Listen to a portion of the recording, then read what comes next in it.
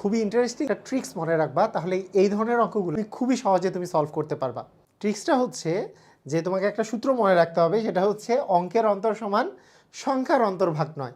তোমরা নিশ্চয়ই কিছু বুঝো নাই, এখনই বুঝে যাবা। মনে করো তুমি যে কোনো একটা তুমি সংখ্যা নিয়েছো, ধরো সেই সংখ্যাটা হচ্ছে 62। 62 তুমি একটা সংখ্যা নিয়েছো, এরপরে 62-র অঙ্কদ্বয়ের স্থান বিনিময় করবা, মানে দশক স্থানীয় অঙ্ককে একক স্থানীয় অঙ্কে, একক স্থানীয় অঙ্ককে দশক স্থানীয় অঙ্কে বসিয়ে তুমি জাস্ট স্থান বিনিময় করে সংখ্যাটা লিখবা।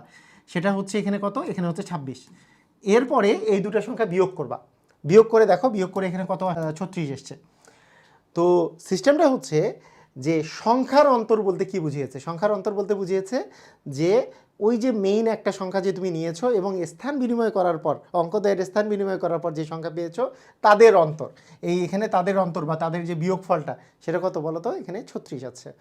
এই 36কে তুমি যদি 9 দিয়ে ভাগ করো, 36কে তুমি 9 দিয়ে ভাগ করলে, 36কে 9 দিয়ে ভাগ করলে কত আসবে, 4। এই 4ই হবে ওই সংখ্যাটার, ওই যে যেই সংখ্যাটা তুমি নিয়েছিলে তাদের অঙ্ক দুইটার পার্থক্য।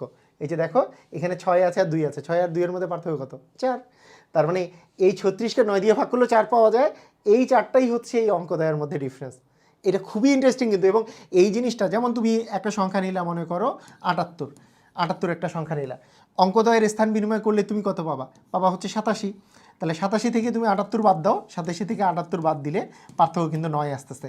তার মানে এই 9কে আমরা তো কিন্তু পার্থক্য 9 পাইছি, এই 9কে আমি যদি 9 দিয়ে ভাগ করি, এই যে সংখ্যার অন্তর্ভাগ 9, 9কে 9 দিয়ে ভাগ করলে কত আসে, 1। দেখো যে সংখ্যাদ্বয়ের অন্তরও কিন্তু 1, মানে এই যে 8 থেকে 7 বিয়োগ করলে 1 আসে। প্রত্যেকটার ক্ষেত্রে এটা প্রযোজ্য। তো এই জিনিসটা যদি তোমার মনে থাকে তাহলে যে কোনো অঙ্ক তুমি খুবই তাড়াতাড়ি করতে পারবা। যেমন দেখো এখানে কোশ্চেনটা দেখো, এখানে যে কোশ্চেনটা দেয়া আছে সেটা একেবারে আমরা যেই জিনিসটা শিখলাম সেটাই, যে 2 অঙ্ক বিশিষ্ট একটি সংখ্যার অঙ্কদ্বয়ের স্থান বিনিময় করলে, অঙ্কদ্বয় যদি স্থান বিনিময় করে তাহলে পূর্বাপেক্ষা 54 বৃদ্ধি পায়। সংখ্যাটা পূর্বের চেয়ে 54 বৃদ্ধি পেয়েছে। সংখ্যাটির অঙ্কদ্বয়ের পার্থক্য কত?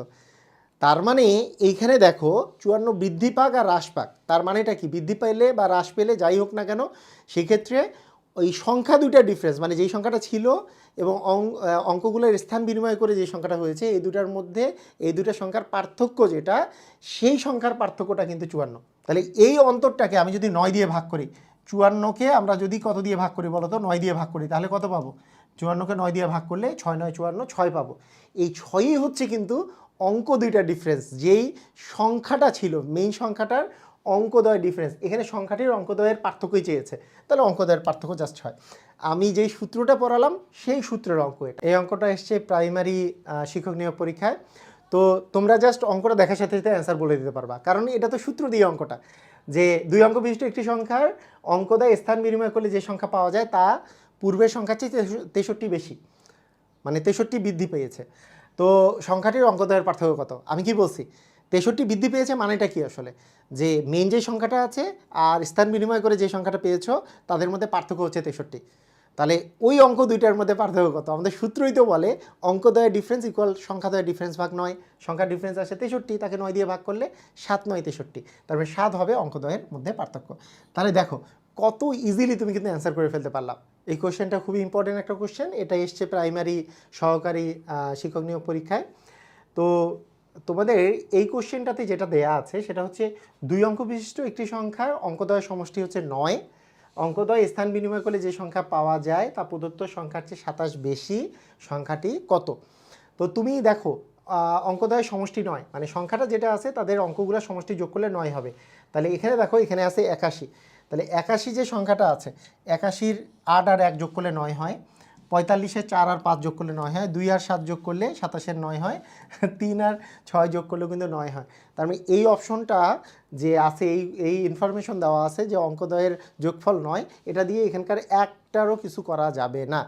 দ্বিতীয় ইনফরমেশন হচ্ছে স্থান বিনিময় করলে সংখ্যাটা পাওয়া যায় হচ্ছে 27। তাহলে তুমি এখন কি করতে পারো, 27 হচ্ছে সংখ্যাদ্বয়ের অন্তর, সংখ্যাদ্বয় মানে যে সংখ্যাটা মেইন সংখ্যাটা এবং যেটা স্থান বিনিময় করে যে সংখ্যাটা পেয়েছো তাদের বিয়োগফল হচ্ছে 27। 27কে 9 দিয়ে ভাগ করলে পাওয়া যায় 3, তার মানে অঙ্ক দুইটার মধ্যে ডিফারেন্স হবে হচ্ছে তোমার 3। তার মানে এখানে অ্যান্সার যেটা আমরা দেখব যে অঙ্ক দুইটার মধ্যে ডিফারেন্স, মানে 8 আর 1-এর মধ্যে ডিফারেন্স এখানে 7, 5 আর 1-এর মধ্যে 4-এর মধ্যে ডিফারেন্স হচ্ছে এখানে 1, এই 7 আর 2 এর ডিফারেন্স হচ্ছে 5, এখানে 6 এবং 3 এর ডিফারেন্স হচ্ছে 3। তার মানে অঙ্কদ্বয়ের পার্থক্য হচ্ছে তোমার 3 যেহেতু হবে, কারণ 27 আছে, 27কে 9 দিয়ে ভাগ করলে পাওয়া যাবে 3, এই 3ই হবে ডিফারেন্স, তার মানে ঘটা হবে অ্যান্সার। খুবই ইন্টারেস্টিং না?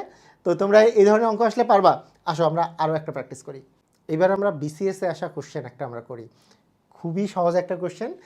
তো 2 অঙ্ক বিশিষ্ট একটি সংখ্যা তাদের অঙ্কদ্বয়ের স্থান বিনিময় করার ফলে 54 বৃদ্ধি পায়, অঙ্ক দুটির যোগফল 12 হলে সংখ্যাটি কত? দেখো ফার্স্টেই একটা জিনিস খেয়াল করো, অঙ্কদ্বয় স্থান বিনিময় করার পর যে সংখ্যাটা হয়েছে সেটা আগের চেয়ে 54 বেশি।